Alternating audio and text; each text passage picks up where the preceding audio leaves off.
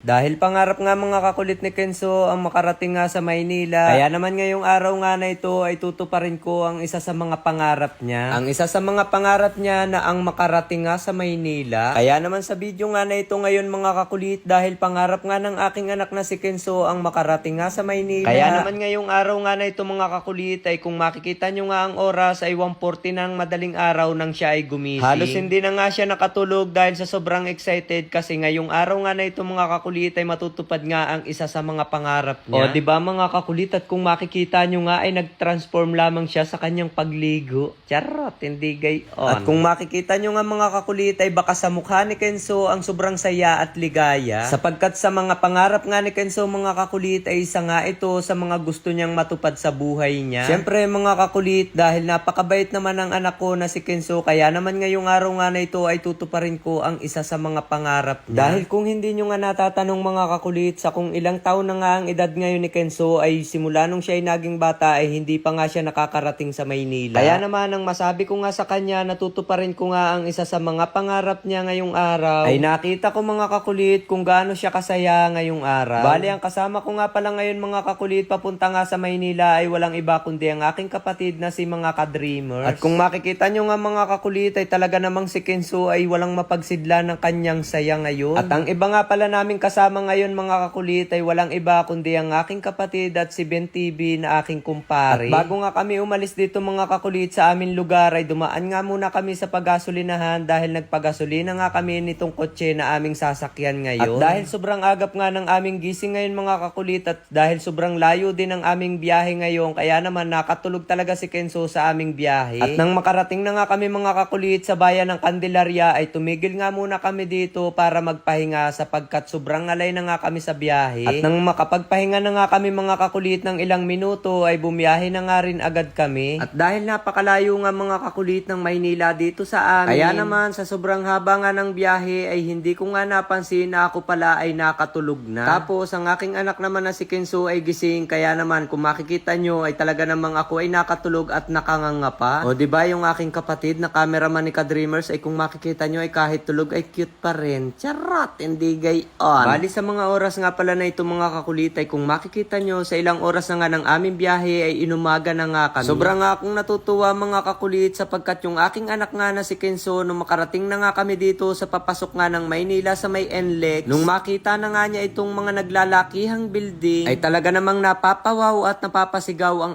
aking anak na si Kenzo. Dahil first time nga niya mga kakulit na makakita nga ng mga ganitong klase ng building, kaya naman sobra talaga siyang napapamangha. Sapagkat sa lugar nga na kung saan siya lumaki mga kakulit ay ang mga nakikita niyang mga naglalakihan at nagtataasan ay puno lang ng niyog. Siyempre mga kakulit, dahil gusto ko rin naman na maka-experience ang aking anak sa ganitong klase ng lugar, kaya naman hindi ako nagdalawang isip na dalahin nga siya dito. Sapagkat yung saya at ligaya mga kakulit na mararanasan niya dito at ma-experience niya dito sa Maynila ay kahit kailan ay hindi kayang tumbasan ng kahit gaano kakapal na pera. Kaya naman mga kakulit, dahil gusto ko ngang maranasan at ma-experience ng anak ko ang mga ganitong bagay, ay pinag-ipunan at pinaglaanan ko nga itong mga kakulit para lamang maiparana sa aking anak. Sapagkat meron nga tayong kasabihan mga kakulit na iba yung saya na nakikita ng mata kaysa dun sa saya na nakakapa sa bulsa. Dahil yung nakakapa mga kakulit sa bulsa ay kahit kailan kapag nawala ay pwede mong ibalik. Pero yung saya sa bagay na una mong ang nakita at una mong naranasan ay yun yung bagay na napakasarap talaga sa pakiramdam. Kaya naman yung saya na naibibigay ko sa aking anak ngayon ay sobrang saya din ang naidudulot sa akin ito. Dahil gusto ko rin naman may paranas mga kakulit sa aking anak na si Kenzo yung mga bagay na naranasan ko noon. Kaya naman hindi talaga ako nagdalawang isip na gawin sa kanya ito ngayon. Dahil para sa akin nga mga kakulit ay mabuti na yung habang siya ay nasa murang edad pa ay nararanasan na niya ang mga ganitong bagay. Dahil ayaw ko rin naman mga kakulit na dumating nga yung panahon na mangangapa si Kenzo sa mga bagay na hindi niya nararanasan ngayon. Dahil aminin nyo mga kakulit na napakasakit sa ating mga magulang na nakikita natin yung ating mga anak na walang alam pagdating ng panahon. Kaya naman alam ko sa sarili ko mga kakulit na yung bagay na mararanasang saya ngayon ni Kenzo ay alam ko natatatak sa isip niya at magiging memory niya ito. At ito mga kakulit na magiging pinakamagandang memory sa buhay niya. O diba mga kakulit? At nang makarating na nga kami mga kakulit dito sa Maynila ay talaga namang nakita ko kay Kenzo kung gaano siya kasaya. At yung saya na yun mga kakulit na nakikita ko sa aking anak ay kahit kailan ay hindi kayang basa ng kahit gaano kakapal na pera. Kaya naman para sa akin ay hindi ako nag-iisip kung magkano ang aming ginastos dito. Ang mahalaga sa akin ay mapasaya ko ang aking anak ngayon. Dahil wala naman mga kakulit na magulang na nakikitang nalulungkot ang kanilang mga anak, o diba? Kaya naman sa aming pagpunta nga na ito mga kakulit dito sa Maynila ay abangan ninyo kung ano nga ba ang iba pang aming gagawin dito at kung gaano kasaya ang aking anak na si Kenzo.